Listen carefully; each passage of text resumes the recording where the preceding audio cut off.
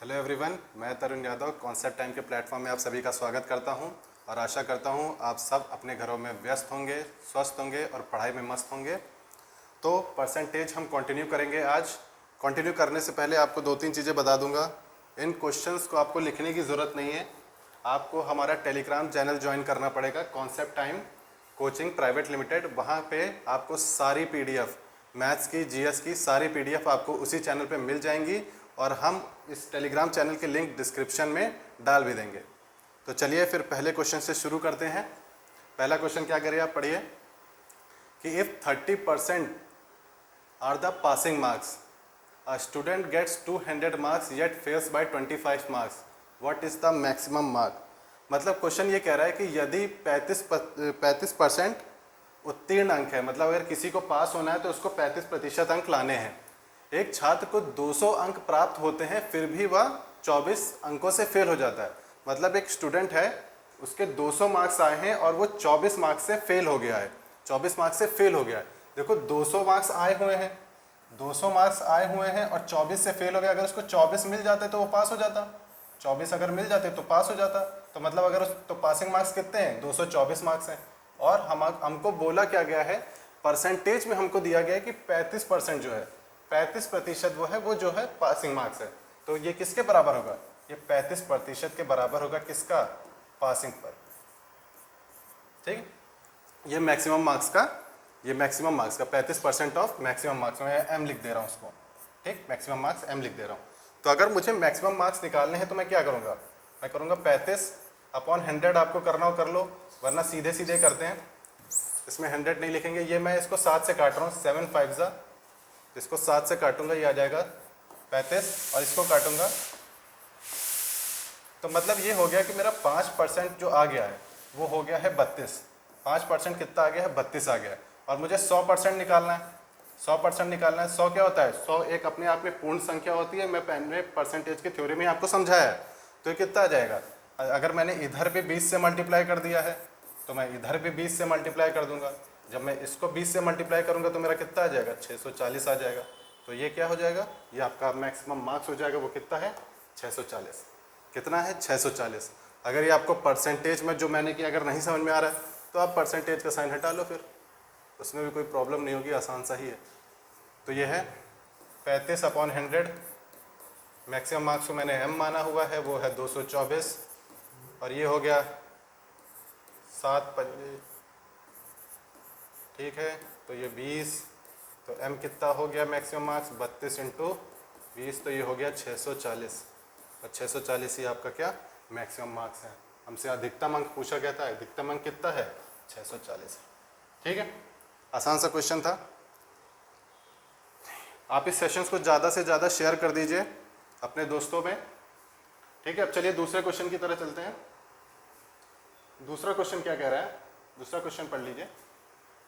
दूसरा क्वेश्चन कह रहा है कि एक उम्मीदवार है वो 20% अंक स्कोर करता है। एक कैंडिडेट है वो 20% मार्क्स स्कोर करता है और 35 मार्क्स से फेल हो जाता है, सॉरी 50 मार्क्स से फेल हो जाता है।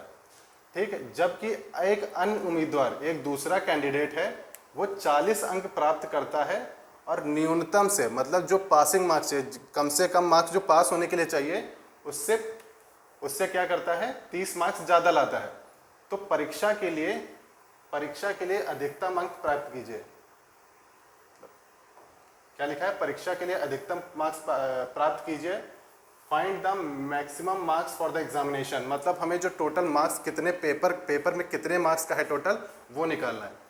ठीक है, तो चलिए बढ़ते हैं, इसको मैं छोटा कर देता हूँ।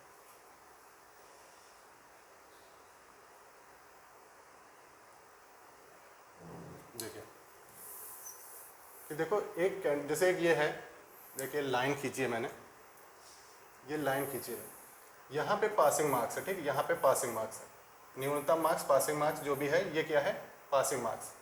ठीक है, पहले स्टूडेंट क्या कर रहा है, 20% मार्क्स ला रहा है और कितने मार्क्स से फेल हो जाए, पासिंग मार्क्स से कितने मार्क्स से फेल हो जा रहा है, 50 मार्क्स। 50 मार्क्स कम है उसके, मतलब ये 50 मार्क्स है। ठीक, अब कह रहा है कि अगर वो न्यूनतम से 40% लाता है, मतलब 40% मार्क्स लाता है, अगर कोई कैंडिडेट 40% मार्क्स लाता है तो वो न्यूनतम से कितना ज़्यादा है, वो न्यूनतम से 30 मार्क्स ज़्यादा है। कितना ज़्यादा है, 30 मार्क्स ज़्यादा है। तो ठीक हमें बताना है कि एग्जामिनेशन कितने मार्क्सों का है या टोटल मैक्सिमम मार्क्स हमें बताने हैं। तो देखो इसमें क्या करेंगे, 20% आया है और 40% आया है, तो इन दोनों का डिफरेंस कितना हो गया, 20%। 20%, ठीक। एक पासिंग मार्क्स से कम है, एक पासिंग मार्क्स से ज़्यादा है, तो इनका डिफरेंस कितना होगा। इनका डिफरेंस निकालने के लिए दोनों जुड़ जाएंगे, घटेंगे नहीं, ये दोनों जुड़ जाएंगे, ऐड हो जाएंगे। तो ये कितना हो गया, 80 हो गया। क्योंकि एक जो है ये पासिंग मार्क्स है, एक कम ला रहा है, एक ज़्यादा ला रहा है, तो दोनों को अगर हम डिफरेंस निकालेंगे तो दोनों ऐड हो जाएंगे, जितने मार्क्स होंगे वो ऐड हो जाएंगे। तो ठीक है, अब मुझे मैक्सिमम मार्क्स निकालना है, तो मतलब मुझे 100% निकालना है, 100% निकालना है। तो यहाँ मैंने 5 से मल्टीप्लाई किया है, तो यहाँ पे भी 5 से मल्टीप्लाई कर दूंगा तो कितना आ जाएगा, 400 मार्क्स है। तो टोटल मैक्सिमम मार्क्स कितने हो गए, 100% कितना हो गया, 400 हो गया। तो यही आपका आंसर हो गया। तो मैक्सिमम मार्क्स कितने हैं, 400 हैं, 400। ठीक, 400। अच्छा, अगर मैं इस क्वेश्चन में पूछ लूँ बता दो पासिंग मार्क्स कितने हैं, पासिंग मार्क्स कितने हैं, अगर मैं पूछ लूँ बता दो पासिंग मार्क्स कितने हैं, पासिंग मार्क्स कितने हैं बता दो, तो देखो तब क्या करेंगे। ठीक, मैं ये हटा रहा हूँ, अभी ये हटा रहा हूँ। देखो जो कैंडिडेट 20% मार्क्स ला रहा था वो कितने मार्क्स से फेल हो रहा था, जो कैंडिडेट, जो उम्मीदवार 20%, जो कैंडिडेट जो कैंडिडेट 20% मार्क्स स्कोर कर रहा था वो 50 मार्क्स से फेल हो जा रहा था। कितने मार्क्स से फेल हो जा रहा था, 50 मार्क्स से फेल हो जा रहा था। मतलब 20% था, 20% की वैल्यू मार्क्स कितने हैं, 80, मतलब 20% के मार्क्स कितने हैं, 80, जितने कि मतलब मेरा 20% जो हो गया वो हो गया 80। जब कोई कैंडिडेट 20% से ला रहा, 20% मार्क्स ला रहा था, फिर भी वो 50 मार्क्स से फेल हो जा रहा था, मतलब अगर मैं 50 मार्क्स जोड़ दूंगा तो पास हो जाएगा। तो कितना पासिंग मार्क्स कितना हो गया, 130 हो गया। पासिंग मार्क्स कितना हो गया, 130 हो गया। ठीक है, क्वेश्चन में कुछ नहीं था, मतलब एक कैंडिडेट था 20% मार्क्स ला रहा था तो वो 50 मार्क्स से फेल हो जा रहा था, मतलब पासिंग मार्क्स से 50 कम ला रहा था। पर एक कैंडिडेट जो 40% मार्क्स ला रहा था, जो 40% मार्क्स ला रहा था, वो 30 मार्क्स पासिंग मार्क्स से ज़्यादा ला रहा था, मतलब न्यूनतम जितना मार्क्स चाहिए था पास होने के लिए उससे 30 ज़्यादा रहा था। ठीक, तो अब मैं इन दोनों का डिफरेंस निकाल रहा हूँ, 20% और 40% का डिफरेंस कितना हो गया, 20%। और देखो अब इनका डिफरेंस निकालना है, एक इधर भी है एक इधर है, पासिंग मार्क्स से इधर इधर, तो अगर मैं इनका डिफरेंस निकालूंगा ना तो ये दोनों जुड़ जाएंगे, घटेंगे नहीं, जुड़ जाएंगे। तो किसके बराबर है, 80। तो यहाँ से मैं मैक्सिमम मार्क्स और पासिंग मार्क्स आसानी से निकाल सकता हूँ। ठीक है, ठीक है, चलिए फिर आगे चलते हैं।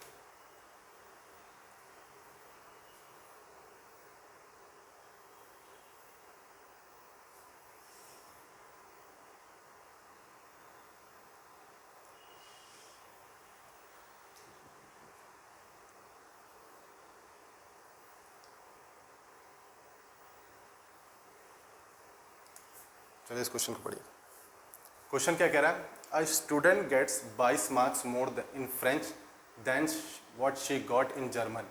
मतलब एक छात्र को फ्रेंच में 22 मार्क्स अंक मिलते हैं, 22 अंक अधिक मिलते हैं, 22 अंक अधिक मिलते हैं। कितने मिलते हैं, 22 अंक अधिक मिलते हैं। किससे अधिक मिलते हैं, जितने उसको जर्मन में मिले हैं। मतलब दो लैंग्वेज हैं, मैं अब समझाता हूँ ऐसे।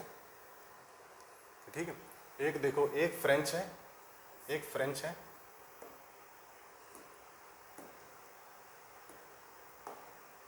ठीक। देखो एक फ्रेंच है, एक जर्मन है। ठीक, क्वेश्चन ध्यान से पढ़िएगा। एक फ्रेंच है, एक जर्मन है। कह रहा है एक स्टूडेंट को, एक छात्र को फ्रेंच में 22 अंक अधिक मिलते हैं जितने उसको जर्मन में मिले हैं। मतलब अगर जर्मन में उसको जी मिला है, अगर जी मार्क्स मिले, मैं कोई भी मार्क्स मान लेता हूँ, जैसे मैं जी मान ले रहा हूँ, अगर उसको जर्मन में जी मिले हैं तो उसको फ्रेंच में कितने मिले हैं, G+22 मिले हैं। कितने मिले हैं, 22 मार्क्स ज़्यादा मिले हैं। मतलब अगर जर्मन में उसको जी मिल रहा था तो फ्रेंच में उसको कितना मिला है, G+22 मार्क्स मिला है। ठीक है, यदि जर्मन अंक उसके फ्रेंच और जर्मन अंक के योग का 28% है। कह रहा है कि यदि उसके जर्मन अंक कितना है, जी, यदि उसका जर्मन अंक जी, ठीक, किसके बराबर है, 28% है, 28% है। 28% किसका है, 28% किसका है, फ्रेंच और जर्मन अंकों के योग का 28% है। मतलब marks are 28% of the sum of her French and German marks. किसकी 28% के बराबर है? फ्रेंच और जर्मन मार्क्स के बराबर है, फ्रेंच और जर्मन मार्क्स के बराबर है। ठीक, यहाँ से अगर मैं निकालना चाहूँ तो मैं कर दूंगा 28/100। ठीक, 28/100। अब मैं फ्रेंच की जगह इसके फ्रेंच वाली ये मार्क्स लिख दूंगा। फ्रेंच की जगह क्या लिखूंगा? G+22 लिख दूंगा, तो ये हो जाएगा 2G+22, ये हो गया। ठीक, अब मैं इसको काटूंगा तो मैं काट दे रहा हूँ, 4 से काट दे रहा हूँ। ठीक, 4 से काट दिया मैंने। ठीक है, 4 से काट दिया। अब क्या होगा? अब देखो, अब मैं करूँगा तो ये हो जाएगा 25G, किसके बराबर हो जाएगा? 14G plus 7 into 22, 7 into 22, 7 into कितना होगा? 22 होगा। ठीक है, अगर 7 इंटू 22 होगा तो अब मैं इधर लाऊंगा तो कितना हो जाएगा? तो ये होगा 11G इक्वल्स टू 7 इंटू 22। ठीक, तो 11 से 22 कट जाएगा, 2 आ जाएगा, तो जर्मन के कितने आ गए? ये आ गया 14। जर्मन में मार्क्स कितने आ गए? जर्मन के मार्क्स कितने आ गए? जर्मन के मार्क्स आ गए 14। हमें निकालना किसके हैं? फ्रेंच के मार्क्स निकालना, उसके फ्रेंच के मार्क्स निकालना। तो उसके फ्रेंच अंक क्या होगा? फ्रेंच अंक क्या होगा? अगर जर्मन 14 आ गया तो फ्रेंच कितना है? 14 प्लस 22, तो ये कितना हो गया? ये हो गया 36। ये कितना हो गया? 36, जो कि है ऑप्शन बी, जो कि है ऑप्शन बी। ठीक है, आसान था, एक बार फिर से समझ लीजिए। कह रहा है कि एक छात्र है, उसको फ्रेंच में 22 मार्क्स ज़्यादा मिलते हैं जितने उसको जर्मन में मिले हैं। मैंने मान लिया कि उसको जर्मन में जी मार्क्स मिले थे। कितने मिले थे? जी मार्क्स मिले थे। तो उसको फ्रेंच में कितने मिलेंगे? 22 ज़्यादा मिलेंगे, मतलब G+22 मिले, G+22 मिले। और दूसरी लाइन क्या कह रहा है? हर जर्मन मार्क्स, उसके जर्मन के जो मार्क्स हैं वो 28% है। 28% किसका है? फ्रेंच और जर्मन के अंकों के योग का 28% है। और सॉल्व करके हमारा जर्मन कितना आ जाएगा? 14 मार्क्स आ जाएगा। और 14 अगर जर्मन आ गया तो उससे 22 ज़्यादा फ्रेंच होगा, जो कि 36 है। और यही आपका आंसर भी है। ठीक है, यही आपका आंसर भी है। ठीक है, आसान से सवाल था, आगे चलते हैं फिर।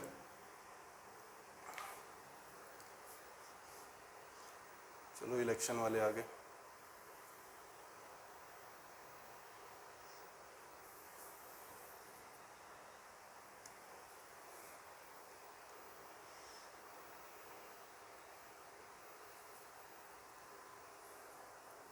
क्वेश्चन देखिए, क्वेश्चन क्या कह रहा है? ठीक, क्वेश्चन, आप इस सेशन को ज़्यादा से ज़्यादा शेयर कर दीजिए, अपने फेसबुक या किसी भी अपने दोस्तों में शेयर कर दीजिए।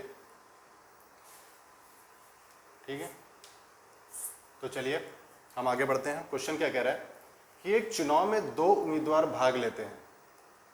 एक चुनाव हो रहा है, उसमें 2 उम्मीदवार भाग लेते हैं। ठीक है, 20% वोट जो है, 20% वोट जो है क्या हो गए? 20% वोट जो हो गए अवैध घोषित हो गए। 20% क्या हो गया? अवैध घोषित हो गए। और विजेता को 70% वैध वोट मिलते हैं। कितने मिलते हैं? 70% वैध वोट मिलते हैं। और 6400 वोटों से चुनाव जीतता है। और वह कितने वोटों से जीत रहा है? 6400 वोटों से चुनाव जीतता है। ठीक है, तो हमें बताना क्या है? वैलिड वोट्स कितने हैं, मान मत खोजें। और निकालना क्या है? वैलिड वोट्स निकालना है, हमें वैलिड वोट्स निकालना है।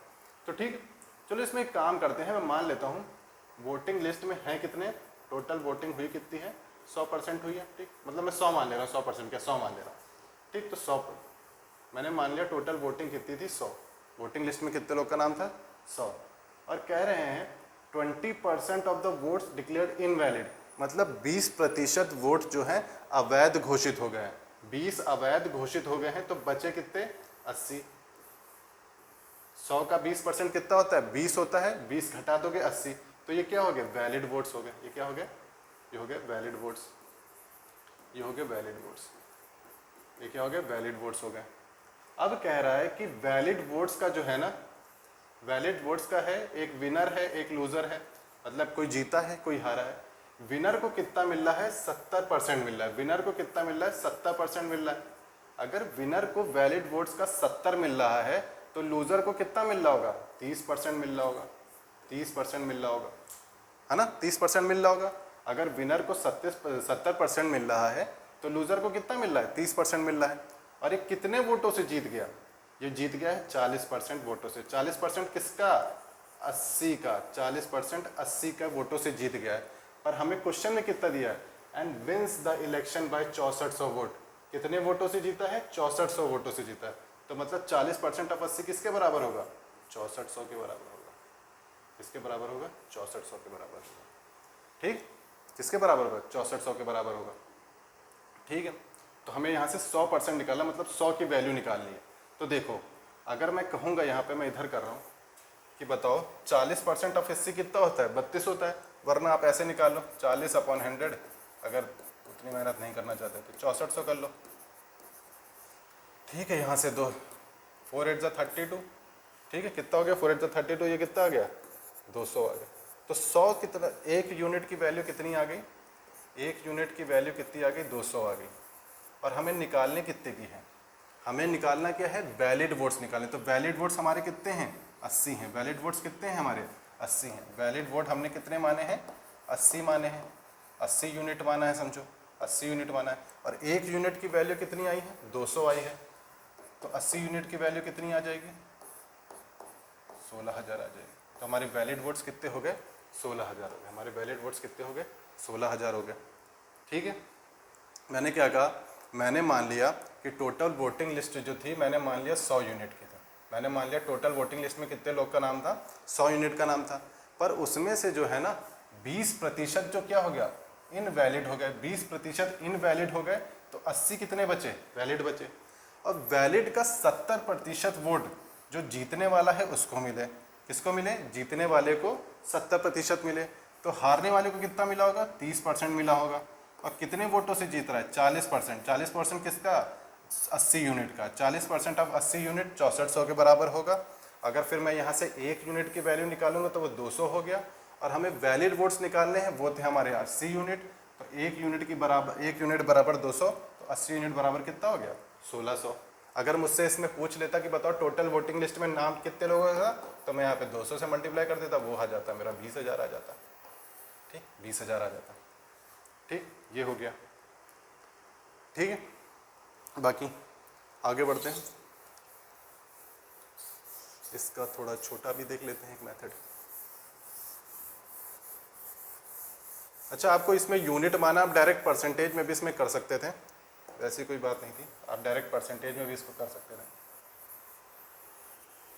देखते कैसे। अच्छा, मैंने मल्टीप्लाइंग फैक्टर दिखाया था। अगर मैं मान लेता हूँ, अगर मैं मान लेता हूँ मेरे जो टोटल वोटिंग लिस्ट में जितने लोगों का नाम है वो कितना है, एक्स है, वो एक्स है। ठीक, एक्स है। अब कह रहा है कि 20% वोट्स जो हैं डिक्लेयर्ड इनवैलिड, मतलब 20% वोट जो हैं इनवैलिड घोषित हो गए हैं।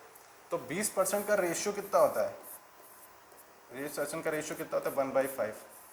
ठीक, अब मैं मल्टीप्लाइंग फैक्टर की बात करूंगा जो मैंने थ्योरी में पढ़ा है कि मतलब अगर कोई वैल्यू पहले 5 थी, 20% से घट गई है, मतलब 1 से घट गई। 5 का 20% कितना होता है, 1 घट गया, 1 होता है। तो कितने से घट गई, 1 घट गई। पहले 5 थी, 1 घट गई, कितनी बची, 4/5 बची। कितनी बची, 4/5। ठीक, ये हमारे वैलिड वोट्स हैं, ये हमारा क्या है, वैलिड वोट्स।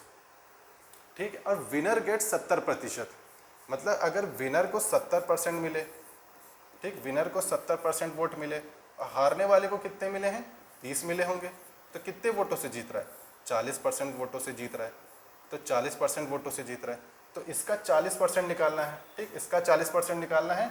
40% का रेशियो क्या होता है, वो होता है 2/5। ठीक, 40% वोटों से जीत रहा मतलब 2/5। तो इंटू 2/5 इक्वल्स टू कितना हो जाएगा, 6400 हो जाएगा। ठीक, ये देखो 4 2 8, ये 800 यहाँ से आ गया। एक्स अगर मैं करूँगा 800 इंटू 25, 800 इंटू 25 कितना हो गया, 800 इंटू 25 हो जाएगा 20,000। देखो 20,000 क्या है, वो टोटल वोट्स हैं, जितने टोटल वोट्स हैं। अगर मुझे वैलिड वोट्स निकालने हैं तो इसमें से 20% घटाना पड़ेगा, इसका 20% घटाना पड़ेगा, इसका 20% घटाने से अच्छा आप इसका डायरेक्ट 80% निकाल लो। 20% घटाना, इसका 80% निकालो। 20% इनवैलिड हो गया तो 80% ही वैलिड बचे। इतनी करने की ज़रूरत नहीं थी, वो आ गया 16,000 वोट्स आ गए। कितने आ गए, 16,000 आ गए। ऐसे भी कर सकते हैं। ठीक, ठीक है, आगे बढ़े, चलिए आगे बढ़े।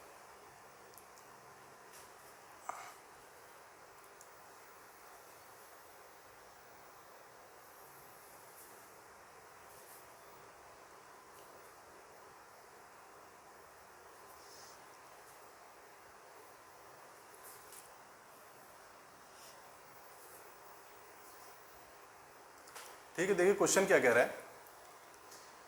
क्वेश्चन कह रहा है कि 10% of the voter did not cast their vote, मतलब 10% मतदाताओं ने दो उम्मीदवारों के बीच में चुनाव में अपने वोट नहीं डाले। मतलब दो उम्मीदवार हैं चुनाव में और जितने टोटल वोट्स हैं, मतलब वोटिंग लिस्ट में जितने लोग का नाम है उसमें से 10% लोगों ने वोट नहीं डाले, वो लोग डाले नहीं गए। गलत बात।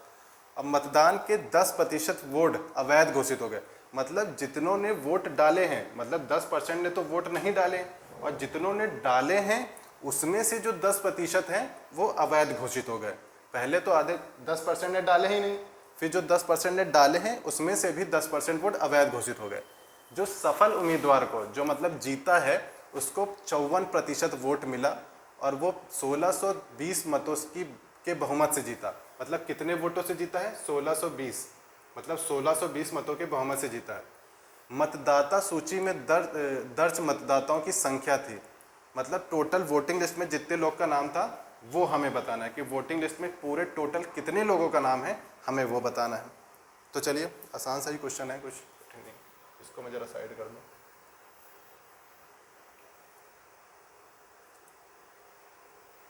देखिए, ठीक है, मैं यहाँ पे कह लेता हूँ, मैं मान लेता हूँ टोटल वोटिंग लिस्ट में कितने लोग हैं। टोटल वोटिंग लिस्ट में लोग हैं, टोटल वोटिंग लिस्ट में कितने लोग हैं? 100 लोग हैं, मतलब 100 यूनिट मान ले रहा हूँ।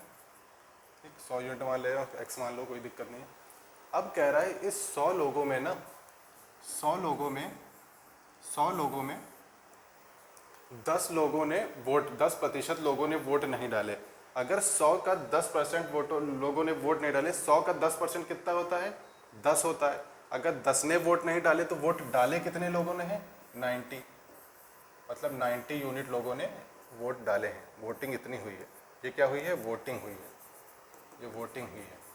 ठीक है, अब कह रहा है जितनी वोटिंग हुई है उसमें से 10% क्या हो गए हैं? इनवैलिड हो गए। तो 90 का 10% निकालोगे तो कितना होता है? 90 का 10% होता है 9, है ना? 90 का 10% कितना होता है? 9। मतलब 90 यूनिट था, 90 यूनिट जो होता है उसमें वोटिंग हुई और 9 लोगों ने वोट नहीं डाले, तो वोटिंग मतलब 2 क्या हुए? 9 वोट इनवैलिड हो गए। 9 क्या हो गए? इनवैलिड हो गए, इनवैलिड हो गए। तो वैलिड कितने हैं? इसमें से 9 घटा दोगे तो कितना आ जाएगा? 81 आ जाएगा। ठीक, कितना आ गया? 81 आ गया। 9 घटा दोगे तो 81 आ जाएगा। ठीक, 81 आ जाएगा। अब यहाँ पे क्या कह रहा है? जीतने वाला है, हारने वाला है। जीतने वाले को 54% वोट मिले। जीतने वाले को कितने मिले? 54% वोट मिले हैं। तो हारने वाले को कितने मिले होंगे? हारने वाले को 46% वोट मिलेंगे। 100% होता है। अगर जीतने वाले को 54 मिलना है तो हारने वाले को कितने मिलेंगे? 46 मिले होंगे। ठीक है, और वो कह रहा है 1620 वोटों की मेजॉरिटी से जीत गया। कितने वोटों की मेजॉरिटी से जीता है? 1620, मतलब 1620 मतों की मेजॉरिटी से जीत गया, 1620 मतों की बहुमत से जीत गया। और यहाँ से जीता कितने वोटों से? देखो कितने, 8% ऑफ 81 यूनिट वोटों से जीता है। मतलब कितने वोटों से जीता है? 8% वोटों से जीता है। किसका 8%? इसका 8%, 81 यूनिट। और वो वोटों से जीता क्वेश्चन के हिसाब से कितना दिया हुआ है? क्वेश्चन से हिसाब से दिया है वो कितने वोटों से जीता है? वो 1620% वोट, 1620 वोटों से जीता है। कितने वोटों से जीता है? 1620 वोटों से जीता है। अगर मैं यहाँ पे सॉल्व करूँगा, इसको थोड़ा साइड और कर दे रहा हूँ।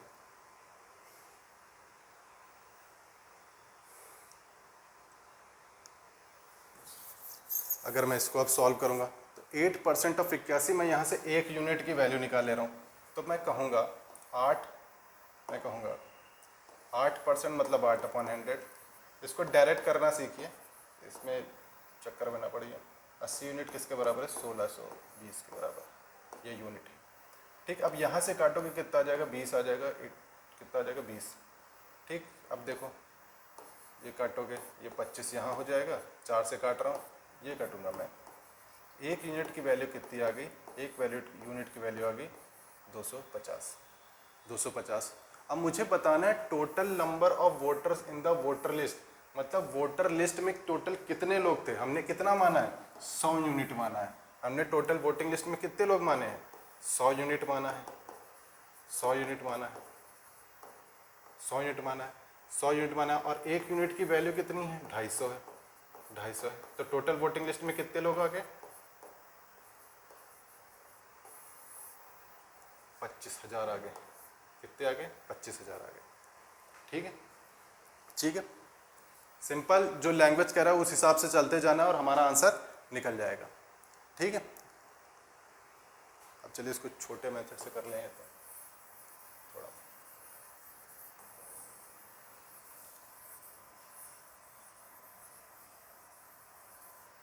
कि मैं मान ले रहा हूं कि टोटल वोट्स जो वोटिंग लिस्ट में है वो x है। ठीक, वो x है। अच्छा, 9% लोगों ने वोट मतलब 10% लोगों ने वोट नहीं किया। 10% का रेशियो क्या होता है, 1/9। मतलब अगर टोटल पूरे 1/10, सॉरी 1/10, मतलब अगर पहले टोटल 10 लोग वोट कर रहे थे तो उनका 10% कितना हो गया, 1।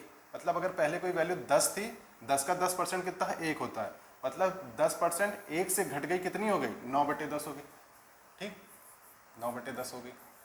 ठीक है, अब ये क्या हो गया हमारा, इतने लोगों ने वोटिंग की है, इतने लोगों ने वोटिंग की है, पर इसका भी 10% जो है ना, इसका भी जो 10% लोगों ने वोट किया हो गया है, इनवैलिड हो गया। तो इसका भी 10% अगर इनवैलिड हो गया तो उसका मल्टीप्लाइंग फैक्टर क्या होगा, उसका मल्टीप्लाइंग फैक्टर क्या हो जाएगा, 9/10। उसका मल्टीप्लाइंग फैक्टर क्या हो जाएगा, 9/10। अब फिर आ गई बात जीतने वाले को और हारने वाले को। जीतने वाले को 54% वोट मिला है, तो हारने वाले को 46% वोट मिला होगा। और टोटल कितने वोटों से जीत रहा है, 8% वोटों से जीत रहा है। तो इसका 8% निकाल लो, 8% निकाल लो। वो किसके बराबर होगा, किसके बराबर होगा, जितने वोटों से जीता है। यहाँ 8% किसका, 8% वैलिड वोट्स। ये हमारा क्या है, ये हमारा वैलिड वोट्स है। वैलिड वोट्स के 8% वोटों से जीता है। ठीक, और वो कितने वोटों से जीता है, क्वेश्चन के हिसाब से 1620 दिया हुआ। ठीक, 9 9 81, तो यहाँ से 20 से चला जाएगा। ठीक, यहाँ से 20 चला जाएगा, ये कर लो। ठीक, फिर ये कर लो। तो x कितना आ गया मेरा, टोटल वोटिंग लिस्ट में जो मैंने x माना था कितना आ गया, वो आ गया 25,000। ठीक, 25,000 आ गया। कितना आ गया, 25,000 आ गया। ठीक है, आसान सा क्वेश्चन था। आगे बढ़ते हैं। जितने लोग भी ये सेशन देख रहे हैं अपने दोस्तों में कृपया करके ये सेशन शेयर कर दीजिए।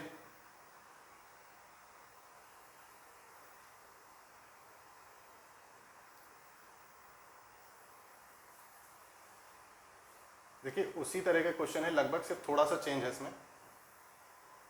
चेंज क्या है वो बता रहा हूं मैं।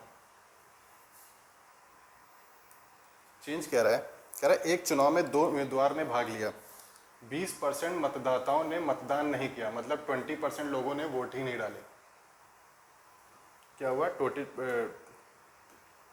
20% लोगों ने वोट नहीं डाले, 20% मतदाताओं ने वोट नहीं डाले और 2800 मत अवैध घोषित हो किए गए। पहले देखो हमको हमेशा परसेंटेज में ही डाटा दिया रहता था, इस बार हमें एक एग्जैक्ट वैल्यू दे दी है कि 2800 ने मतदान नहीं किया, 2800 लोगों ने मतदान ही नहीं किया। और विजेता को वैध मतों का 53% प्राप्त हुआ। ठीक, 53% प्राप्त हुआ और 1200 मतों से जीत गया। मतलब जो जीतने वाला है, जो जीता है, जो इलेक्शन जीता है, उसको 53% वोट प्राप्त हुआ है। किसका वोट, वैध मतों का 53%। कितने, वैलिड वोट्स के 53% वोट किसको मिला है, विनर को मिला है। तो हारने वाले को कितना मिला होगा, 47 मिला होगा। ठीक है, तो बताना है total number of voters in the voter list. Total number of voters in the voter list मतलब वोटिंग लिस्ट में कितने लोगों का नाम है, मतलब टोटल वोटिंग में कितने लोगों का नाम है। ठीक है, चलो करें। अब देखो, अच्छा पहले मैं इसको मान लेता हूँ, पहले मैं दूसरे छोटे मेथड्स करा दे रहा हूँ। क्या मान लेता हूँ टोटल वोटर लिस्ट में कितने लोगों का नाम है, टोटल वोटिंग लिस्ट में कितने लोगों का नाम है, एक्स का नाम है। वोटिंग लिस्ट में कितने लोगों का नाम है, एक्स का। ठीक है, एक्स का क्या कह रहा है, 20% लोगों ने वोट ही नहीं डाले, 20% लोगों ने वोट ही नहीं डाले। अच्छा 20% लोगों ने वोट नहीं डाले, 20% लोगों ने वोट नहीं डाले, इसका मल्टीप्लाइंग फैक्टर निकालना है। ठीक, 20% का रेशियो क्या होता है, 1/5 होता है। अगर पहले 5 थे अगर पहले 5 थे उसके 20% कितना होता है, 1 होता है। अगर पहले लोग मतलब पहले 5 लोग वोटिंग कर रहे थे तो उसका 1 लोग वोट अब वोटिंग नहीं कर रहे तो कितना हो गया मल्टीप्लाइंग फैक्टर, 4/5 हो गया। ठीक, 4/5। तो ये क्या है, ये क्या है, ये हमारी वोटिंग जितनी हुई है ये वो है। अब कह रहा है इनमें से ही, इसमें से ही जो है 2800 इनवैलिड हो गए। 2800 इनवैलिड होंगे तो अगर मैं 28 माइनस कर दूंगा तो ये हमारा वैलिड वोट्स आ जाएगा। ये क्या आ जाएगा, वैलिड वोट्स आ जाएगा। हमारा क्या आ जाएगा, वैलिड वोट्स आ जाएगा। अब कह रहा है विनर को, जो जीता है, विनर को कितना मिला है, विनर को 53 मिला है। तो हारने वाले को कितना मिला होगा, हारने वाले को 47% मिला होगा। और विनर कितने वोटों से जीत रहा है, यहाँ कितने वोटों से जीत रहा है, 6% वोटों से जीत रहा है। ठीक, 6% वोटों से जीत रहा है। ये चीज़ समझ में, ये हमारे वैलिड वोट्स हैं। इसका जो है 6% वोटों से जीत रहा है, 6% वोटों से जीत रहा है। और वो जीत कितने वोटों से रहा है, और वो जीत कितने वोटों से रहा है क्वेश्चन के हिसाब से, वो कितने वोटों से जीत रहा है, वो 1200 वोटों से जीत रहा है। कितने वोटों से जीत रहा है, 1200 वोटों से जीत रहा है। और सिर्फ इसको सॉल्व करना है। देखो यहाँ ये कर दो, ठीक है, और क्या कर सकते हैं, जो हो गया 4x/5, ठीक, माइनस 2800, ये उधर चले जाके 20,000 हो जाएगा। ठीक, कोई दिक्कत नहीं है। ठीक, 20,000 हो गया। ठीक, अब मैं क्या करूँगा, अब ये उधर चला जाएगा तो 4x/5 इक्वल्स टू 0 0, ये हो गया। अब 4 से काट लो, 4 से काट लिया। ठीक, अगर मुझे टोटल वोटिंग लिस्ट, मैंने x माना था, अगर मैं निकालूंगा तो वो हो जाएगा 5700 इंटू कितना हो जाएगा, 5। ठीक है, तो मेरा हो जाएगा 4, तो ये कितना हो गया, वोटिंग लिस्ट में टोटल कितने लोग हैं, 28500। ठीक, 28500। देखो अगर किसी को 5 से मल्टीप्लाई करना आप जल्दी नहीं कर सकते, 5 को आप 10/2 कर दो, इसको 2 से डिवाइड भी कर दोगे तो आपका जल्दी से निकल आएगा, वरना 5 से मल्टीप्लाई करना कोई इतना कठिन नहीं होता। तो आंसर हमारा कितना आ गया, 28500 आ गया। तो वोटिंग लिस्ट में टोटल कितने लोग का नाम है, 28500। ठीक, मैंने मान लिया कि वोटिंग लिस्ट कितने लोगों में, कितने लोगों का नाम था, एक्स था, उसमें से 20% लोगों ने वोट नहीं डाले। 20% लोगों को हम डिक्रीज की तरह ट्रीट करेंगे कि अगर पहले 5 लोग वोट कर रहे थे, 5 का 20% 1, मतलब पहले 5 कर रहे थे, 5 का 20% 1, वो वोट नहीं कर रहे हैं, तो वोटिंग हो कितनी रही है, 4/5 की हो रही है। ये मल्टीप्लाइंग फैक्टर मैंने समझाया थ्योरी में। और कह रहे हैं जितनी वोटिंग हुई, इतनी तो वोटिंग हुई है, वोटिंग हुई है, और 28 लोगों को इनवैलिड कर दिया गया, 2800 वोट इनवैलिड कर दिए। तो ये हमारा क्या निकला है, ये हमारा वैलिड वोट्स निकला है। ठीक, वैलिड वोट्स का विनर को कितना मिला था, 53 सॉरी, और तो हारने वाले को 47 मिला होगा, 47 मिला होगा। तो यहाँ से कितने वोटों से जीत रहा है, 6%, मतलब इसके 6% वोटों से जीत रहा है। और वो किसके बराबर दिया हुआ था, 1200 के बराबर दिया हुआ। ठीक, हम एक्स निकाल लेंगे यहाँ से। ठीक है, वरना चलो दूसरे मेथड से भी कर लेते हैं, दूसरे मेथड से भी कर लेते हैं। दूसरा मेथड क्या, तो देखो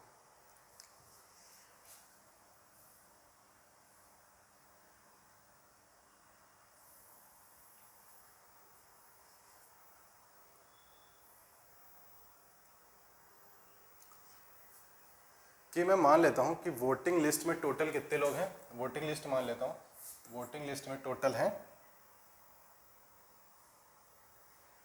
वोटिंग लिस्ट में टोटल है 100 यूनिट है। वोटिंग लिस्ट में टोटल कितने लोग हैं, 100 यूनिट है मान लो। तो 100 यूनिट है, ठीक, 100 यूनिट है, मैं यूनिट नहीं लिख रहा हूँ, 100 यूनिट है, आप समझ लीजिएगा। 20% लोगों ने वोट नहीं किया, तो वोट किया कितने लोगों ने, 80% लोगों ने वोट किया, मतलब इसका 80%, 100 का 80% कितना होता है, 80 होता है। ठीक, 100 का 80% कितना होता है, 80 होता है। और इनमें से देखिए, अब यहाँ पे आप क्या डायरेक्ट माइनस करोगे तो आपको दिक्कत होगी कि नहीं, आप थोड़ा कंफ्यूज हो गए। तो आप क्या करो, यहाँ पे आप 100x मान लो, यहाँ पे आप 100x मान लो, यहाँ पे मतलब अगर कितनी वोटिंग हुई है, मतलब 80x वोटिंग हुई है। अब कह रहा है कि यहाँ से ना 2800 लोगों ने वोट नहीं डाले, मतलब अवैध घोषित कर दिए गए, सॉरी। तो मतलब वैध कितने हैं, 80x माइनस 2800 वैलिड वोट्स हैं, वैलिड वोट्स है। ये क्या है हमारे वैलिड वोट्स। इसमें से क्या कह रहा है कि जीतने वाले को, विनर है लूज़र है, विनर को 53% मिला है तो हारने वाले को 47% मिला होगा। ठीक, हारने वाले को 47। कितने वोटों से जीता है? 6% वोटों से जीता। 6% किसका? 6% इसका। तो कितना हो जाएगा? 6/100 इंटू 80x माइनस 2800। और क्वेश्चन के हिसाब से कितने वोटों से जीता है, कितना दिया है, वो हमें 1200 वोटों से जीता है। तो ये किसके बराबर हो जाएगा? 1200। ठीक, 1200 हो जाएगा। मैं कैलकुलेशन पहले दिखा चुका हूँ। तो यहाँ से x की वैल्यू कितनी निकल आएगी? 28500। ठीक, 28500। कितना आंसर आ गया? बी आ गया। हमारा आंसर कितना है? बी है। 28500 हमारा आंसर है। ठीक, आगे बढ़े। चलो,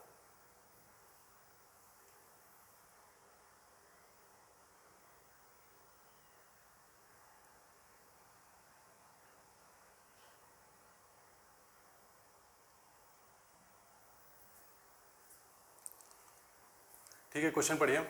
कह रहा है कि एक अध्यक्ष का चुनाव करने के लिए समाज में चुनाव होते हैं।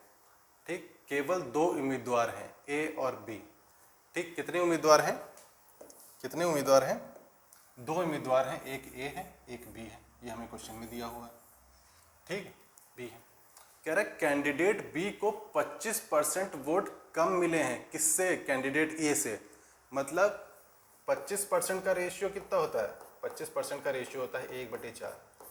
कह रहा है बी को ए से 25% कम मिले हैं। मतलब अगर ए को 4 मिला है, 4 का 25% कितना होता है? 1। मतलब पहले अगर ए को 4 वोट मिले हैं तो बी को उसका 25% कम मिला है, मतलब 1 कम मिला है। तो कितना हो गया? 3। मतलब कितना वोट मिला है? 3 वोट मिला है। कितना वोट मिला है? 3 वोट मिला है। अच्छा, अब इस लाइन में पढ़िए। कह रहा है कि द नंबर ऑफ मेंबर्स, जिस सदस्यों ने वोट नहीं डाला उनकी संख्या उतनी ही थी जितनी उम्मीदवार बी को वोट मिले थे। मतलब एक कोई है जिन्होंने वोट नहीं डाला। मैं लिख देता हूँ did not vote. Did not vote मैं यहाँ लिख दे रहा हूँ। ठीक है, डिड नॉट वोट मतलब जिसने वोट नहीं डाला वो कितने हैं कि जिन सदस्यों ने वोट नहीं डाला उनकी संख्या उतनी है जितनी उम्मीदवार बी को वोट मिले थे। मतलब जितने ही वोट बी को मिले हैं उतने ही लोगों ने वोट नहीं डाला। तो बी को कितने मिले हैं? 3। तो कितने लोगों ने वोट नहीं डाला? 3 लोगों ने वोट नहीं डाला। कितने लोगों ने वोट नहीं डाला? 3 लोगों ने वोट नहीं डाला। अब बताना है कि by how many votes did a win if the society had 20,000 vote. कि बताओ यदि समाज में 20,000 सदस्य होते हैं, मतलब अगर समाज में होते हैं क्या है, मतलब अगर उस समाज में 20,000 ही लोग हैं तो बताओ एक कितने वोटों से जीत गया है। मतलब टोटल वोट्स कितने हो गए? अगर मैं कहूँ टोटल वोट्स मुझे दिए हुए हैं 20,000 दिए हुए हैं। टोटल वोट्स मुझे कितने दिए हुए हैं? यहाँ पे 20,000 दिए हुए हैं। ठीक है, टोटल वोट्स 20,000 दिए हैं। इसको मैं या तो अब x मान लूँगा, यहाँ पे x मान लूँगा। चलो, ये कितना हो गया? 4 3 7 10। तो कितना? 10x हो गया। अगर मैं यहाँ से x निकालूंगा तो मेरा कितना आ जाएगा? 2,000 आ जाएगा। अब बताना है कि ए कितने वोटों से जीत गया है। ए कितने वोटों से जीत गया? तो ए कितने वोटों से जीता है? 1x से जीता है, मतलब 1x से जीता। और x की वैल्यू हमारी कितनी है? 2,000। तो कितने वोटों से जीत गया? 2,000 वोटों से जीत गया। ठीक, 10,000 2,000 वोटों से। इसका कितने वोटों से? देखो ये तो इन्होंने तो वोट ही नहीं किया, इसको तो गिनेंगे नहीं। कितने वोटों से जीता? 2 कैंडिडेट है ना, तो कितने वोटों से जीता है? x वोटों से जीता है, x वोट से। और x की वैल्यू कितनी आई है? 2,000। तो कितने वोटों से जीत गया? 2,000 वोटों से जीत गया। ठीक है, आसान सा क्वेश्चन तो कुछ था नहीं। आगे बढ़ते हैं।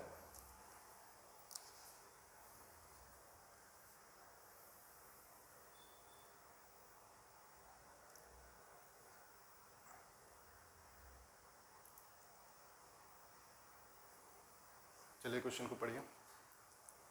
क्वेश्चन कह रहा है एक संख्या को पहले 16% और फिर 14% की वृद्धि की जाती है।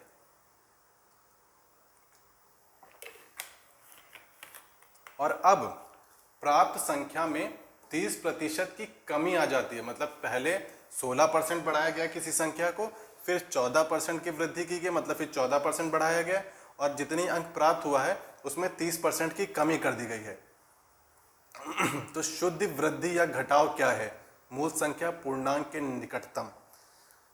देखो ये सब जो हो रहा है ना सक्सेसिवली हो रहा है कि पहले किसी नंबर को 16% से इंक्रीज किया गया है, कोई वैल्यू थी उसको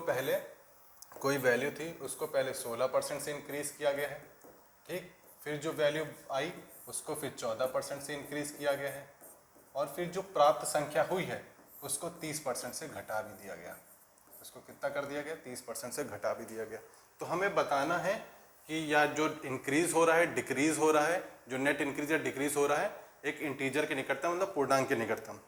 देखिए अगर किसी आप यहाँ करने बैठे 100 हो गया, 116 हो गया, अब देख रहे हो कैलकुलेशन कितनी कठिन हो जा रही है ना। इस कैलकुलेशन को आसान बनाते हैं। मैंने थ्योरी में एक चीज़ बताई थी जब क्रमागत वाला बता रहा था, मैंने थ्योरी में एक चीज़ बताई थी जो क्रमागत तरीके से हो रही थी। मैंने बताया था कि जब क्रमागत में हमें नेट चेंज मतलब शुद्ध वृद्धि या घटाव मतलब जो आखिरी में नेट चेंज कितना हुआ है वो पता लगाना है, तो हम परसेंटेज को इधर उधर इंटरचेंज कर सकते हैं। तो मैं यहाँ क्या करने जा रहा हूँ, मैं 30% को सबसे आगे लिख दूंगा। मैं मतलब पहले मैं 30% डिक्रीज कर दूंगा, फिर मैं इन दोनों को कुछ भी करूँ 16% लिख दूंगा, चलो फिर यहाँ पे मैं 14% बढ़ा दूंगा। तो मैं सक्सेसिव जब हमारा इंक्रीज या डिक्रीज होता है तो मैं परसेंटेज को इधर उधर इंटरचेंज कर सकता हूँ। ये मैंने थ्योरी में बताया कि अब मैं क्या कर रहा हूँ। अब मैं मान लेता हूँ मेरी कोई वैल्यू थी 100, कितनी थी 100 का 30% कितना होता है? 100 का 30% 30 ही होता है, ठीक। 100 का 30% कितना होता है? 30 ही होता है। 30 घट गया कितना बचा? 70, ठीक, 70 बचा। अब देखना मैंने आपको एक चीज़ और यहाँ पे समझाई थी थ्योरी में कि 30% होता है, कितना हो गया? 16 30, मतलब इन दोनों को 30% 21। देखो पहली बात इंक्रीज तो जा नहीं रहा है, ठीक है, इंक्रीज तो जा नहीं रहा है क्योंकि यहाँ पे 30 है, यहाँ पे 30, इन दोनों का योग कितना है? देखो 30% है। कोई वैल्यू 30% से बढ़ी मतलब लगभग अगर योग कर रही है फिर घट रही है तो इंक्रीज तो नहीं होगा, डिक्रीज ही होगा। इंक्रीज वाला ऑप्शन तो हटा ही दो। ये मैंने थ्योरी में बताया है, अगर जिसने थ्योरी नहीं देखी क्रमागत वाली पहले देख लें। तो यहाँ तो डिक्रीज होगा पहली चीज़, ठीक है। अब डिक्रीज कितना होगा मुझे ये पता लगाना है कि देखो अगर कोई वैल्यू ना मैंने बताया था 10% से इंक्रीज कर रही है, फिर 10% से इंक्रीज कर रही है, तो कितना हो जाता था? 100, फिर 110, फिर 121, मतलब 21% इंक्रीज हो जाता था। मतलब कोई वैल्यू अगर यहाँ पे जैसे A% से बढ़ रही है, B% से बढ़ रही है, तो हमारा जो नेट चेंज होता है जो मैं R मान रहा हूँ वो हमेशा क्या होता है? A+B% से ज़्यादा होता है, ज़्यादा इंक्रीज होता है। मतलब यहाँ कितना हो रहा है? 21, अगर जोड़ा जाए तो कितना आ रहा है? 20, मतलब हमारा 21 आ रहा है। ऐसे हमारा 21% टोटल चेंज आ रहा है, और A+B को अगर मैं योग करूँ तो 20 आ रहा है। तो मतलब ये है कि कोई वैल्यू है अब फिर क्रमागत तरीके से इंक्रीज हो रही है, तो जाहिर सी बात यह है इन दोनों के योग से ज़्यादा इंक्रीज होगा। इन दोनों का योग कितना है? इन दोनों का योग कितना है? अगर मैं 16 और 14 को जोड़ूंगा तो कितना आ जाएगा? ये आ जाएगा 30%। 30%। पर मुझे एक चीज़ मालूम है, यहाँ से यहाँ तक का जो नेट चेंज आएगा ना वो 30% से ज़्यादा होगा। 30% से क्या होगा? ज़्यादा होगा। 30% से क्या होगा? ज़्यादा होगा। तो इसका 30% निकालूंगा तो अगर तो चलो मेरा आंसर तो आ चुका है, 7% डिक्रीज होगा, 9 तो हो ही नहीं सकता। कैसे नहीं हो सकता वो मैं बता रहा हूँ कि अगर कोई वैल्यू 30% से ही इंक्रीज हो रही, मुझे मालूम है कि इन दोनों का नेट चेंज कितना आएगा? 30% से ज़्यादा आएगा, 30% से ज़्यादा आएगा। तो अगर मैं इसका 30% निकालूंगा, 70 का 30% कितना होता है? 21 होता है। कि मतलब अगर सिर्फ 30% होता, अगर मैं डायरेक्ट खाली परसेंटेज क्रमागत तरीकों से नहीं, अगर खाली मतलब सीधा सीधा जोड़ के ही कर दूंगा तो मेरा जाहिर सी बात है मेरा इससे 21 तो इंक्रीज होगा। 21 ही इंक्रीज होता तो मेरा कितना पहुंच जाता? 91। तो यहाँ से मेरा 9 डिक्रीज हो जाता, 9 डिक्रीज हो जाता। पर याद रखना यहाँ पे ना हमेशा 30 से ज़्यादा होता है। कितना होता है? 30 से ज़्यादा होता है। तो मेरी यहाँ वैल्यू ना हमेशा 91 से ज़्यादा होगी, 91 से ज़्यादा होगी। तो मेरा डिक्रीज 9 से भी कम होगा। मतलब तो मेरा कितना हो जाएगा? मेरा 7% डिक्रीज हो जाएगा। मतलब यहाँ पे वैल्यू कितनी आएगी मेरी? 91 से ज़्यादा आएगी, क्योंकि मुझे पता है इन दोनों का सीधा सीधा योग तो 30 होता है, पर जो वैल्यू आती है, जो हमारा नेट चेंज आता है, वो हमेशा A+B से परसेंट के योग से ज़्यादा आता है। तो मतलब इन दोनों का जो नेट चेंज आएगा वो 30 से ज़्यादा आएगा। अगर मैं सिर्फ इसका 30 ही बढ़ा रहा हूँ तो वो 91 हो जा रहा है, तो 9% डिक्रीज हो जाए। पर मुझे मालूम है कि यहाँ 30% से ज़्यादा होगा, यहाँ 30% से ज़्यादा होगा, मतलब 91 से ज़्यादा होगा। अगर 91 से ज़्यादा होगा तो मेरा एक ही ऑप्शन सही हो सकता है, 7% डिक्रीज। 7% डिक्रीज ये तो था, आप जल्दी से कर सकते हो। पर अगर आपको करना है, आपने देखो इतनी मेहनत नहीं करनी है, तो आप क्या करो, देखो आपने 70 निकाल लिया है, फिर आपको एक फॉर्मूला भी मालूम है, a plus B plus A B by 100, मतलब जो सीधा सीधा इंक्रीज होता है। तो यहाँ पे क्या करोगे, 14 बी की जगह रख दो, कुछ भी रख दो, ए की जगह क्या रख दें, चलो 16 ही रख दे रहा हूँ। 14 प्लस 16 इंटू 14 बाई 100, ठीक है। तो ये हो गया 30, 30 यहाँ से आ गया, ये कितना हो जाएगा 16 इंटू 14, तो इसको मैं लिख सकता हूँ 15 प्लस 1, इसको मैं लिख सकता हूँ 15 माइनस 1, तो हो जाएगा 2.25, 2.25, तो इसका आ गया 32.25। मतलब यहाँ से वैल्यू कितनी इंक्रीज हो रही है, यहाँ से वैल्यू इंक्रीज होगी 32.25, 32.25, 32.5। अगर देखो इसका 30% ही निकाल लेते तो वो कितना रहता 21। अगर मैं 25% तब भी छोड़ दे रहा हूँ, 2% ही निकालूंगा। अगर 2% ही निकालूंगा तो इसका कितना आ जाएगा, 2% निकालूंगा आ जाएगा 1.4, तो लगभग 22.4। तो मैं एग्जैक्ट वैल्यू नहीं निकाला, मैं अप्रॉक्सीमेशन करा, तो ये वैल्यू लगभग हो जाएगी 92.4। 92.4 आते ही आपको पता चल जाएगा कोई वैल्यू 100 से, कोई वैल्यू 100 से 92.4 हो रही है, तो अप्रॉक्सीमेट करोगे तो कितना डिक्रीज हो रही है, लगभग 7% डिक्रीज हो रही है, लगभग 7% डिक्रीज हो रही है। लगभग कितनी हो रही है, 7% डिक्रीज हो रही। पर इतनी इसने करने की ज़रूरत ही नहीं थी।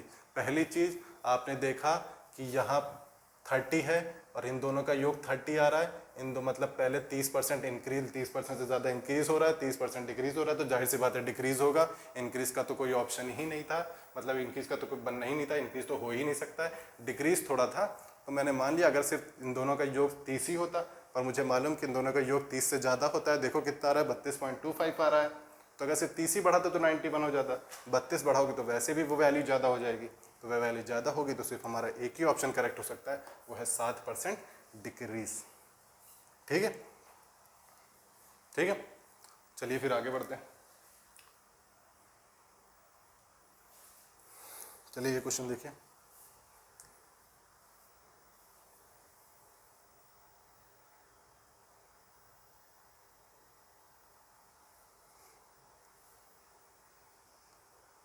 क्वेश्चन पढ़े में जरा पानी पी लो। कह रहे 2 मतदाताओं का 2/5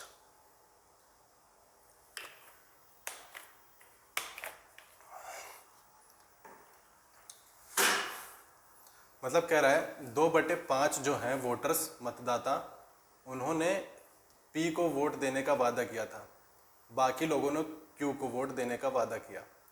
अंतिम दिन 15 मतदाता पी को वोट देने के अपने वादे से मुकर कर गए।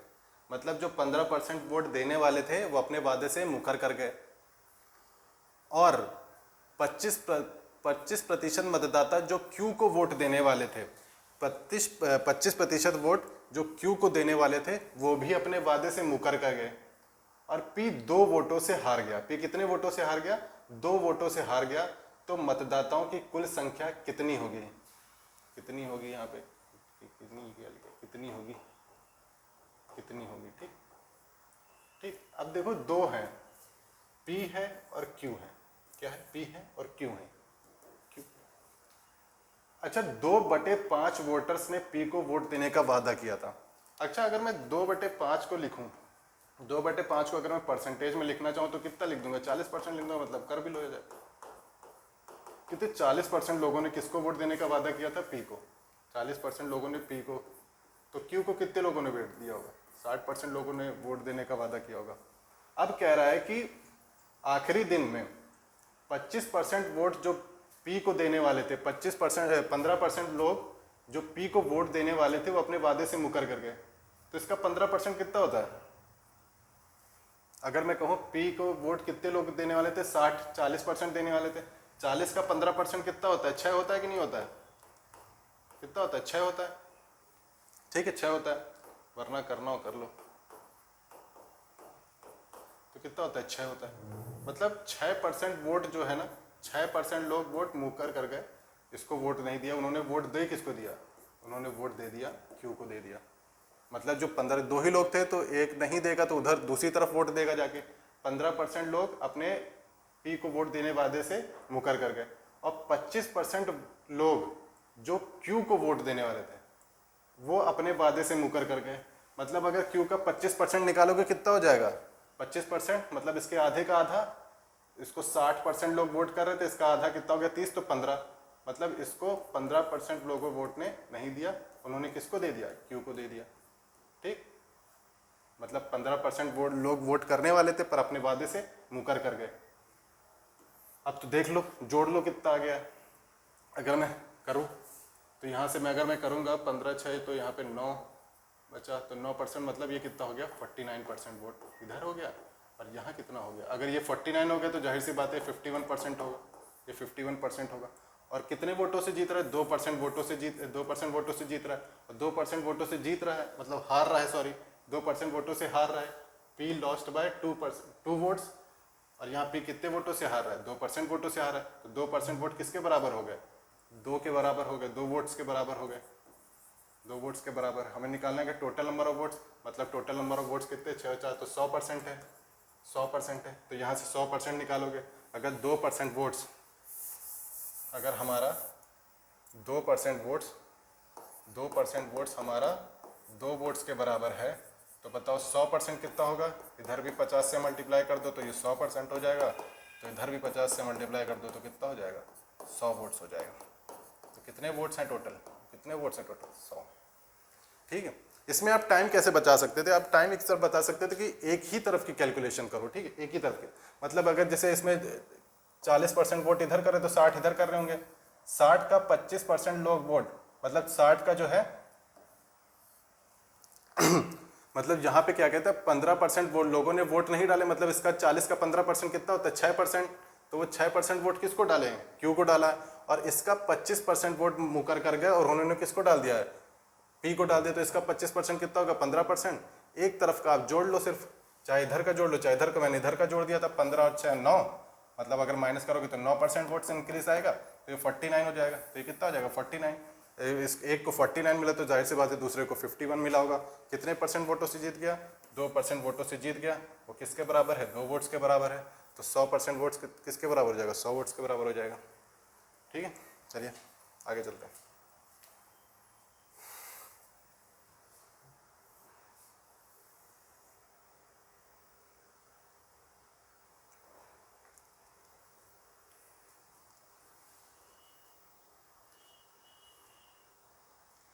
अच्छा, कह रहा है ये क्वेश्चन क्या कह रहा है 40, एक गांव में 3 लोगों ने प्रधान पद के लिए चुनाव लड़ा।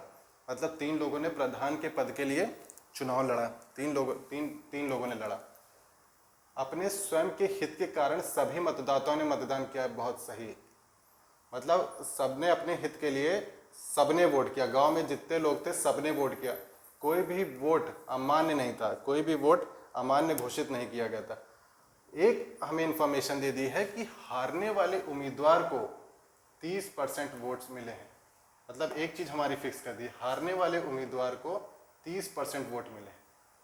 और बताना है मतदाताओं का न्यूनतम पूर्ण अंतर क्या हो सकता है। मतलब हमें बताता हूँ कि मतलब कोई एक न्यूनतम कितने वोटों से जीत सकता है, प्रत्येक उम्मीदवार का पूर्णांक वोट मिले। मतलब सबको एक पूर्णांक है। मतलब क्या मिले? यदि प्रत्येक उम्मीदवार को पूर्णांक प्रतिशत वोट मिले। कितने मिले हैं? पूर्णांक प्रतिशत वोट मिले। मतलब हमें सारे इंटीजर में लिखा है, कोई डेसिमल में वैल्यू नहीं की गई है कि कोई 20.5% वोट मिले हैं। कि जैसे मैं पहले बता देता हूँ, अच्छे से समझा देता हूँ। मतलब 3 लोगों ने वोट चुनाव लड़ा है। ठीक है, 3 लोगों ने वोट चुनाव लड़ा है। कह रहे जो तीसरे नंबर पे आया ना उसको 30% वोटों में मिला, 30% वोट मिले। तो ये इस लाइन का जो मतलब है ना कि यदि प्रत्येक उम्मीदवार को पूर्णांक प्रतिशत वोट मिले, कि मतलब यहाँ पे कितना बचा है? यहाँ पे हमें 70 बचा हुआ है। तो हमारा 70 जो होगा ना इन दोनों को, वो पूर्णांक होगा। कोई डेसिमल में वैल्यू नहीं हो जाएगी कि यहाँ पे कोई 2.5 आ जाए फिर इसका जितना बचा वो आ जाए ना। हमेशा यहाँ पे क्या होगा? इंटीजर होगा पूर्णांक। मतलब पूर्णांक क्या होता है? एक अपने आप में पूर्ण वैल्यू, जैसे 30 40 50 जो अपने आप में पूर्ण में हो, दशमलव में ना हो। ठीक, अगर हारने वाले को 30 मिल गया हारने वाले को 30 मिल गया, ठीक है, हारने वाले को 30 मिल गया है और हमें बताना है कि मतदाताओं का न्यूनतम पूर्ण अंतर क्या हो सकता है, कितने मिनिमम, कम से कम कितने वोटों से जीत सकता है, ठीक है, कितने, कम से कम कितने वोटों से जीत सकता है जीतने वाला, ठीक है।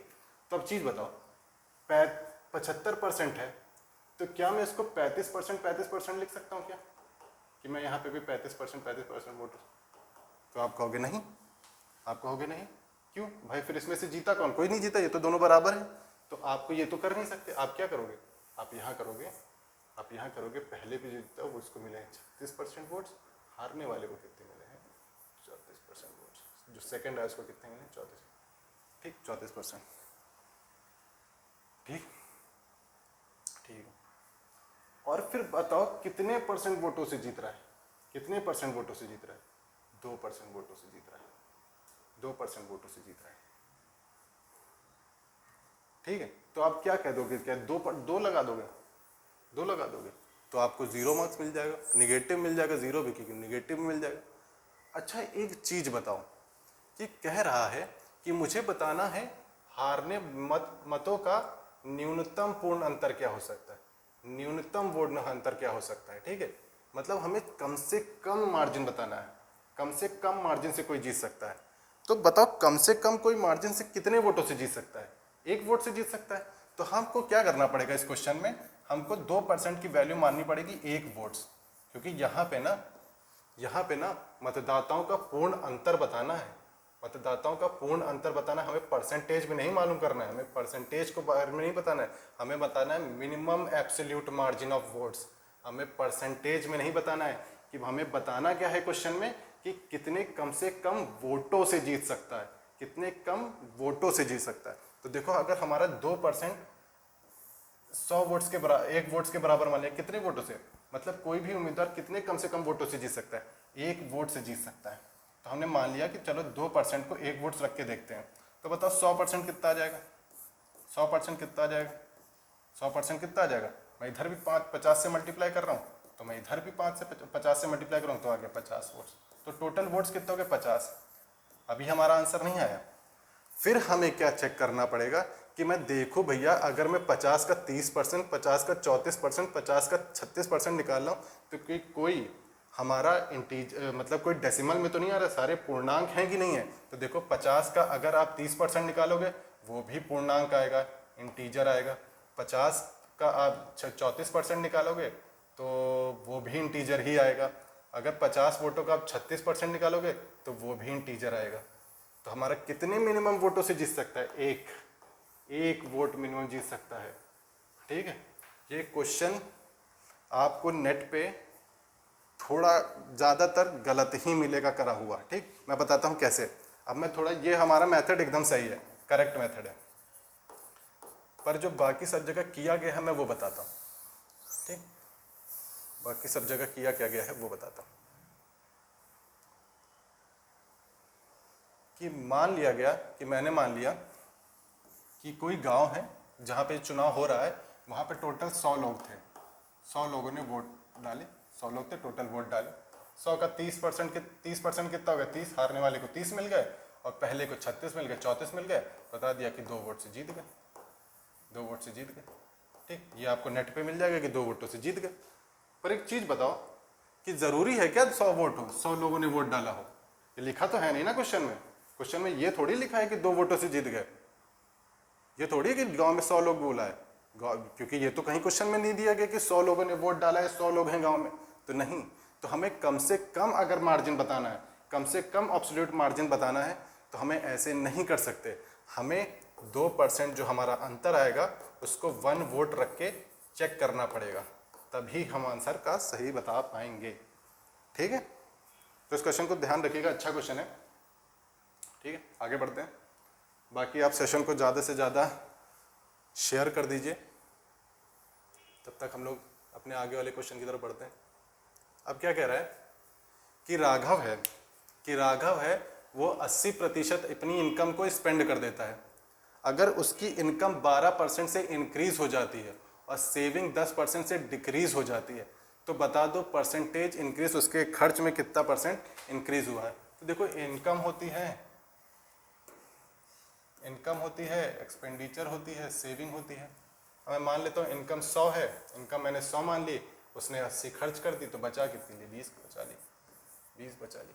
अब कह रहे हैं उसकी इनकम 12% से इंक्रीज हो गई, मतलब कितनी इंक्रीज हो गई? 12 से इंक्रीज हो गई। 100 का 12% कितना होता है? अगर मैं 12% ऑफ 100 निकालूंगा तो 12 आएगा, मतलब कितनी? 12 से इंक्रीज हो गई है। अब कह रहा है उसकी सेविंग जो है, उसकी बचत भी है 10% से इंक्रीज हो गई। बचत कितनी है? बच्ची कमी आई है, सॉरी डिक्रीज हुआ है, तो इसका 20, इसकी सेविंग कितनी थी? 20। अब 20 का 10% डिक्रीज हो गया, 20 का 10% कितना होता है? 2 होता है। 20 का कितना होता है? 2 होता है। कितना होता है? 2 होता है। तो 2% इधर से डिक्रीज हो गई है, ठीक है।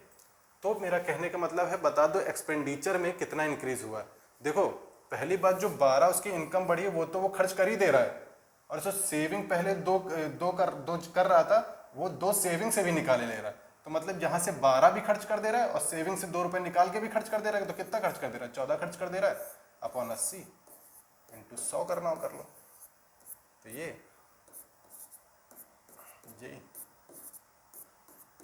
तो कितना का 35/2, 35/2 आते ही आप कौन सा लगा दोगे?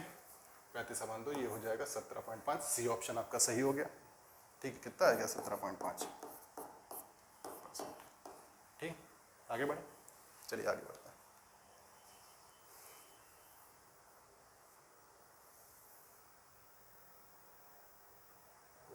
डेसिमल में देखो, ये क्वेश्चन 2018 में आया था, मुझे याद है। डेसिमल में आया, काफ़ी लोग डर भी गए, ठीक है। चलो इस क्वेश्चन को करते हैं। क्वेश्चन में कुछ है, इनकम है, एक्सपेंडिचर है, सेविंग है, पहले की तरह। कह रहा है कि इनकम में उसने 65% इनकम वो खर्च कर देता है। अगर इनकम 100 थी, वो 65 खर्च कर दे रहा है, तो बचा कितना? 35 बचा, 35 बचा ले रहा है, बहुत बचत करे ले रहा है। अब कह रहा है उसकी इनकम 20.1% से बढ़ गई है, 20.1% से बढ़ गई है। अच्छा, क्या मैं इसको, इतना गैप है देखो, 5, 11, 5, 11, 5, तो क्या मैं इसको 20% की तरह ना ट्रीट कर लूँ? कि मुझे मालूम है कितना अंतर ले आएगा 0.1% 100 का, तो चलो मैं इसको लिख दे रहा हूँ 20% ही लिख दे रहा हूँ।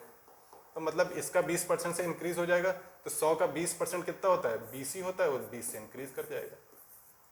अब कह रहा है expenditure is increase by 25%। Expenditure कितने से इंक्रीज हो रहा है? 25%। तो 65 का 25% निकालो।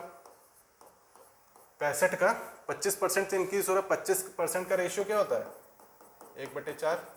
तो इसका 1/4, 1/4 करो, कितना आ जाएगा? 4 1 जा 4, यहाँ से 2 बचा 24 और 1, तो ये हो जाएगा 16.25। तो मतलब ये एक्सपेंडिचर कितना इंक्रीज हो रहा है? 6.25। तो जाहिर सी बात है 20 उसकी इनकम बढ़ी है, 20 उसकी इनकम बढ़ी है, और 20 में से वो 16.25 ही खर्च कर दे रहा है।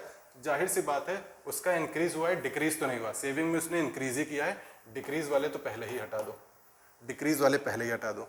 अब बता लो 20% 20 उसकी सैलरी बढ़ी थी, मतलब 20% जो बढ़ी थी उसकी सैलरी 20 बढ़ी थी, और उसमें से वो 16.25 खर्चा कर दे रहा है, तो कितना बचा ले रहा है? कितना बचा ले रहा है? तो ये बचा ले रहा है 3.75 बचा ले रहा है अपॉन 35, थोड़ा मैं इधर लिख दूँ, तो यहाँ से आ जाएगा 3.75 अपॉन 35 इंटू 100 करना कर लो। तो 5 7 35, 5 2 10, 37.5, तो इसको मैं लिख सकता हूँ 37.5 इंटू 2 अपॉन 7, ठीक है। अच्छा देखो, इतनी भी करने की ज़रूरत नहीं है, एक चीज़ देखना। तो देखो 3.75 अपॉन 35 है, ठीक, अपॉन 35 है। अच्छा अगर मैं कह दूं कि 35 का 10% बता दो कितना? 10% का रेशियो मतलब 3.5, 35 के 10% 3.5 होता है, तो ये 3.75। तो जाहिर सी बात है 10% से ज़्यादा ही इंक्रीज कर रहा है, तो 10% से ज़्यादा ही इंक्रीज कर रहा है, तो कौन सा ऑप्शन हो गया? Option C, 11%। ठीक, अप्रॉक्सीमेट कर दिया मैंने, पूरा कैलकुलेट भी नहीं किया, मैंने अप्रॉक्सीमेट कर दिया। इसको भी मैंने 20.1 नहीं, इसको भी मैंने 20% की तरह ही ट्रीट किया है, ठीक है, कोई दिक्कत नहीं हुई। फर्जी आप क्वेश्चनों में परेशान नहीं हुए कि पॉइंट आगे पॉइंट है। देखो यार कितना गैप है, 11, पहली बात तो डिक्रीज इंक्रीज है, और फिर 5 और 11 कितना बड़ा बड़ा गैप है, तो मैं उसमें उसको नहीं करूँगा, ठीक है।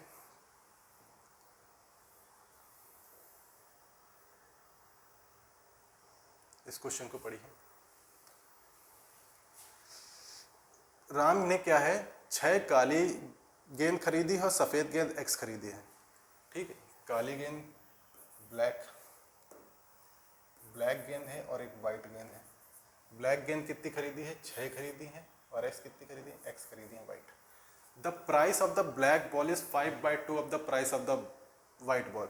अगर मैं प्राइस की बात करूं, प्राइस कितनी है? Price of black ball is 5/2 of white ball.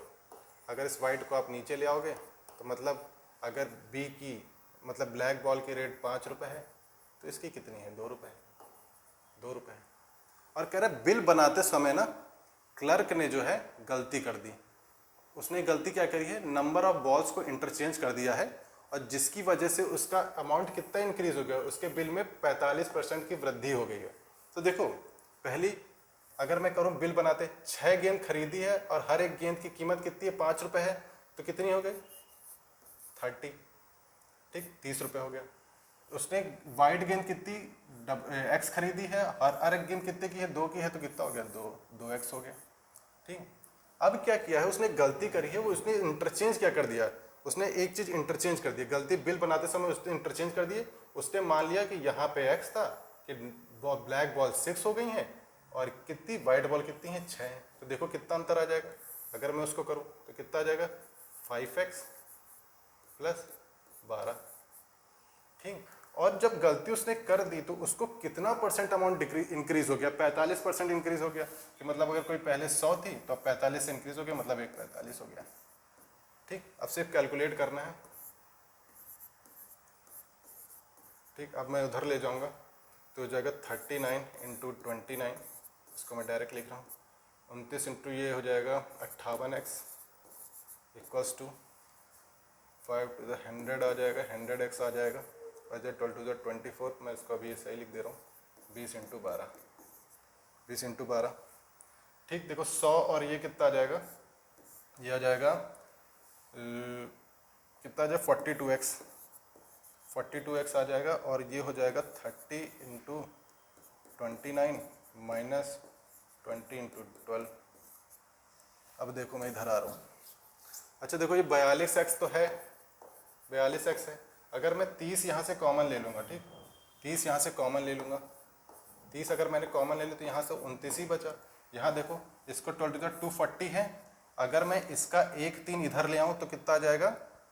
तो ये कितना आ जाएगा? इसको मैं क्या 3 × 4 लिख सकता हूँ ना, 3 4 12। 1 30 में इधर ले आऊँ तो मैं इसको लिख सकता हूँ 60 हो जाएगा, 60 × 4, 60 × 4 भी तो लिख सकता हूँ इसको।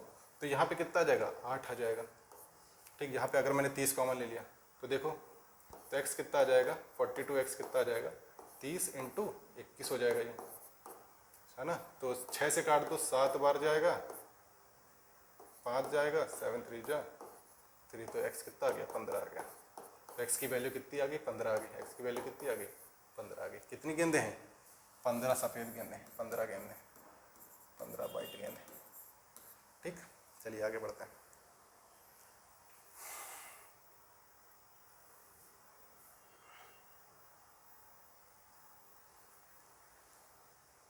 ठीक है, 15 गेंदें हैं। अब आगे चलते हैं।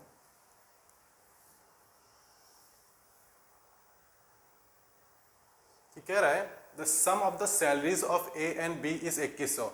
ए और बी के वेतन का योग कितना है? 2100। ए अपने वेतन का 80% और बी अपने वेतन का 70% खर्च कर देता है यदि उनकी बचत का रेशो, किसका रेशो दिया है? बचत का रेशो 4:3 दिया हुआ। किसका रेशो दिया है? बचत का रेशो कितना दिया हुआ है?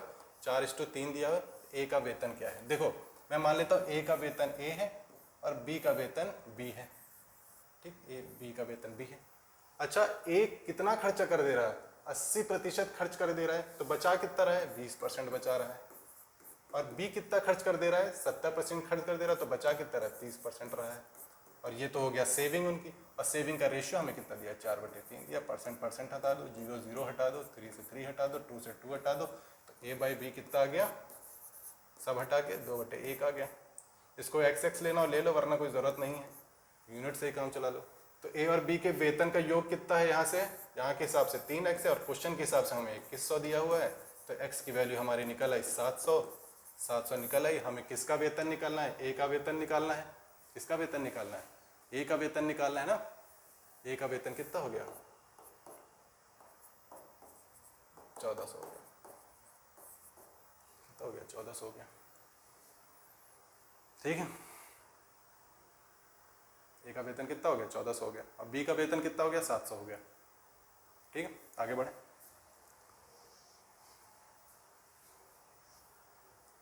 चलिए हम अपने आखिरी क्वेश्चन की तरफ चलते हैं। आज का आखिरी क्वेश्चन क्या कह रहा है? इन एन एग्जामिनेशन, एक परीक्षा में स्कूल ए से उत्तीर्ण छात्रों की कुल संख्या का प्रतिशत कितना है? मतलब ए से जितने अपीयर हुए थे उनमें से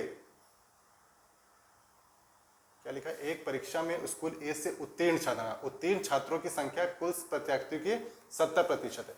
मतलब एक स्कूल है, मतलब एक अपीयरिंग मान लो, मतलब जितने लोग एग्जाम दे रहे हैं कुल परीक्षार्थी, और जितने पास हो गए हैं या क्वालिफाइड हो गए, पास हो गए या क्वालिफाइड हो गए हैं। ठीक है, उत्तीर्ण या उत्तीर्ण लिख लो यहाँ पे। ठीक, उत्तीर्ण लिख लो यहाँ पे, और कुल परीक्षार्थी हैं। अगर मैं मान लेता हूँ कि टोटल ए स्कूल में अपीयरिंग है,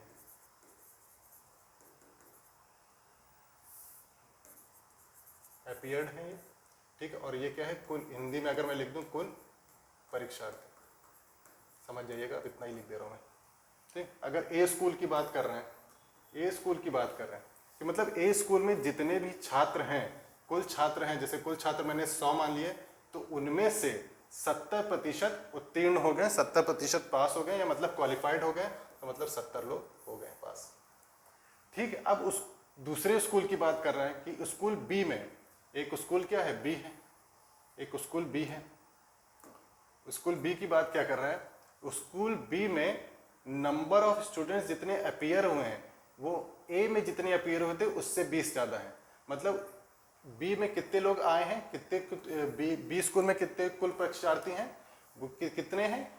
जितने ए में थे उसके 20% ज़्यादा है। मतलब 100 थे तो 100 से 20% ज़्यादा है, मतलब कितना हो गया? 120। मतलब 100 का 20% कितना होता है? 100 का 20% कितना होता है? 20 होता है। तो मतलब अगर ए में 100 थे तो उसका 20% ज़्यादा है बी में, तो बी में कितने हैं? 120 हैं। अब कह रहा है कि the number of students qualified from school B is 50% more than the students qualified from A. मतलब स्कूल बी में उत्तीर्ण छात्रों की संख्या जो है वो ए से उत्तीर्ण छात्रों की संख्या में 50% अधिक है। मतलब जितने भी स्टूडेंट्स ए स्कूल में पास हुए थे बी में उससे 50% ज़्यादा है। बी में कितना है? 50% ज़्यादा है। तो बी ए में कितने लोग पास हुए थे? 70% लोग पास हुए थे।